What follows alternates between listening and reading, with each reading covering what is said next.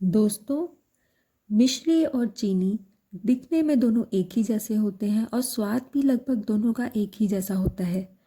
लेकिन फिर भी मिश्री को औषधीय जड़ी बूटियों के साथ मिलाकर खाने के लिए कहा जाता है, और जब कोई पूछता है कि क्या हम मिश्री की जगह चीनी का उपयोग कर सकते हैं, तो मना कर दिया जाता है कि नहीं, आप जड़ी बूटियों के साथ सिर्फ मिश्री को मिलाकर ही खा सकते हैं, चीनी को नहीं। तो चीनी और मिश्री में ऐसा क्या अंतर होता है कि जो चीनी का उपयोग नहीं किया जाता जड़ी बूटियों के साथ और मिश्री का किया जाता है? दोस्तों, मैं यहाँ पर आपको एक बात और बता दूँ कि मैं यहाँ चीनी जैसे दिखने वाली मिश्री की बात नहीं कर रही हूँ। चीनी जैसे दिखने वाले बड़े दाने जिनको हम मिश्री कहते हैं वह चीनी ही होती है, बस उसके जो दानों का आकार होता है उसको चीनी के दानों से बड़ा कर दिया जाता है। मैं यहाँ जिस मिश्री की बात कर रही हूँ वह धागे वाली मिश्री है। दोस्तों, इस वीडियो में मैं आपको 3 चीज़ों के बारे में बताऊंगी। चीनी और मिश्री में अंतर क्या होता है, असली मिश्री की पहचान क्या होती है और मिश्री के फ़ायदे क्या होते हैं। दोस्तों, मेरी वीडियो में अंत तक बने रहें ताकि आपको इन तीनों चीज़ों के बारे में पूरी जानकारी मिल सके। फ्रेंड्स, सबसे पहले हम बात करेंगे कि चीनी और मिश्री में क्या अंतर है। देखिए, चीनी और मिश्री दोनों ही गन्ने से बनते हैं।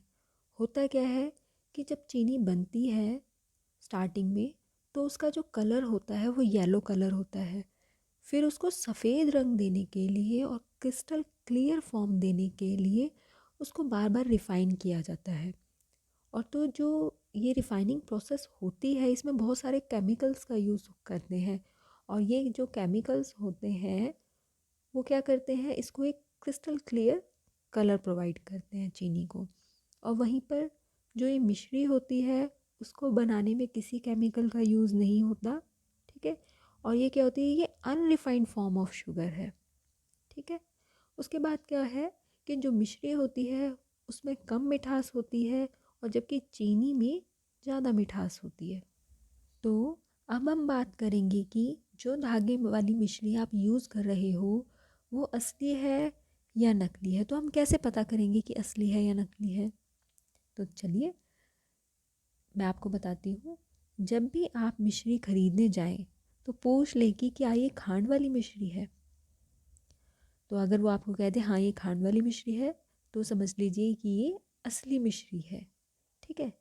क्या होता है कि गन्ने से पहले खांड बनाई जाती है और उसके बाद खांड से धागे वाली मिश्री बनाई जाती है। और इस जो ये मिश्री है धागे वाली, इसका रंग हल्का पीला होता है। आजकल क्या होता है, मार्केट में जो चीनी होती है ना, चीनी को पिघला के ही धागे वाली मिश्री बना देते हैं। तो मार्केट में आजकल मिश्री के नाम पर, धागे वाली मिश्री के नाम पर चीनी ही दे रहे हैं। तो इसलिए जब भी आप मिश्री खरीदें तो एक बार पूछ लें कि क्या ये खांड वाली मिश्री है।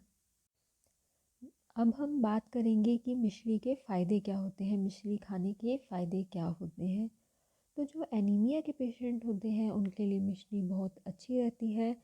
जो आयुर्वेदिक इलाज करवाते हैं अपना, तो जो आयुर्वेदिक औषधि होती है उसमें मिश्री को मिलाकर खाने की सलाह दी जाती है। ये एनीमिया के पेशेंट के लिए काफ़ी बेनिफिशियल होती है।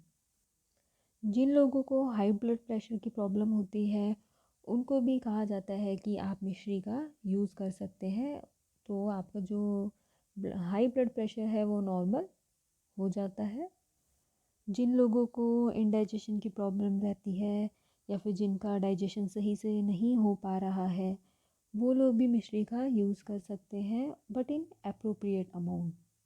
मिश्री को अगर आप डेली खाने में यूज़ करते हैं सही अमाउंट में, तो ये आँखों के स्वास्थ्य को भी बनाए रखने में हेल्प करती है। आप मिश्री को जो भुने हुए चने होते हैं उनके साथ बराबर मात्रा में और सौंफ के साथ बराबर मात्रा में मिलाकर रख लें और उसको डेली यूज़ करें। डेली 1 चम्मच सुबह शाम खाएं, 1-1 चम्मच, तो वो आपकी आँखों के लिए काफ़ी हेल्पफुल करेगा। ये मस्तिष्क के लिए काफ़ी फ़ायदेमंद रहती है। आयुर्वेद में मिश्री को मानसिक स्वास्थ्य की एक प्राकृतिक औषधि के रूप में उपयोग किया जाता है, और माना जाता है कि मिश्री को अगर आप गर्म दूध के साथ रात को पीते हैं तो इससे आपकी याददाश्त मजबूत होती है और आप मानसिक तनाव से भी आपको राहत मिलती है, आप मानसिक तनाव से भी मुक्त रहते हैं। आपने नोटिस किया होगा कि जब बहुत गर्मियाँ पड़ती हैं तो बहुत से लोगों की नाक से अपने आप ही खून बहने लगता है। वो क्यों बहने लगता है? क्योंकि जो उनके शरीर का तापमान होता है वो बढ़ जाता है, इसलिए खून बहने लगता है। तो मिश्री कैसे हेल्प करती है उनकी? तो क्या होता है कि जो मिश्री की तासीर होती है वो ठंडी होती है, तो ये शरीर को ठंडा करने में मदद करती है। तो जिन लोगों की नाक से खून बहने लगता है उन्हें ये करना चाहिए कि वो पानी के साथ मिश्री को मिलाकर पिएं। ठीक है, गर्मियों में पिएं, और गर्मियों में अगर वो रेगुलर इसको पिएंगे तो क्या होगा कि उनकी नाक से खून निकलना धीरे धीरे बंद हो जाएगा। अक्सर आपने देखा होगा कि बच्चों को क्या, सभी जो बड़े लोग भी होते हैं उनको मीठा खाना तो पसंद होता ही है। टॉफ़ीज़ हर कोई खाता है, कैंडीज़ हर कोई खाता है। तो आपको क्या करना चाहिए, जब भी बच्चे ज़िद करें कि उन्हें टॉफ़ी खानी है, कैंडी खानी है, तो आप मिश्री का छोटा सा टुकड़ा आप उसको कैंडी के तौर पर दे सकते हैं। वो क्या करेगा, उसके लिए फ़ायदेमंद होगा। तो कई लोग क्या करते हैं कि वो बच्चों को चीनी खिला देते हैं, तो ऐसा नहीं करना चाहिए। उन्हें मिश्री रखनी चाहिए घर पर और उनको मिश्री देनी चाहिए, जिससे बच्चों का स्वास्थ्य सही रहेगा। अब सवाल आता है कि मिश्री को कब खाएं और कितनी मात्रा में खाएं। तो खाना खाने के बाद अगर आप इसे खाते हैं तो ये लाभदायक माना जाता है। और मिश्री को अगर आप दिन में 5 से 10 ग्राम अगर आप मिश्री का यूज़ कर रहे हैं खाने में, तो ये सही है। इसके अलावा अगर आप मिश्री का बहुत अधिक सेवन कर रहे हैं तो ये आपके स्वास्थ्य पर विपरीत यानी कि ऑपोजिट असर भी दिखाता है। तो लिमिटेड अमाउंट में ही खाएं। अगर आपको मेरी वीडियो अच्छी लगी हो तो प्लीज़ मेरी वीडियो को लाइक करें, कमेंट करें और शेयर करें, और मेरे चैनल को सब्सक्राइब करना ना भूलें। और हम नेक्स्ट टाइम फिर मिलेंगे ऐसी ही एक नई वीडियो के साथ।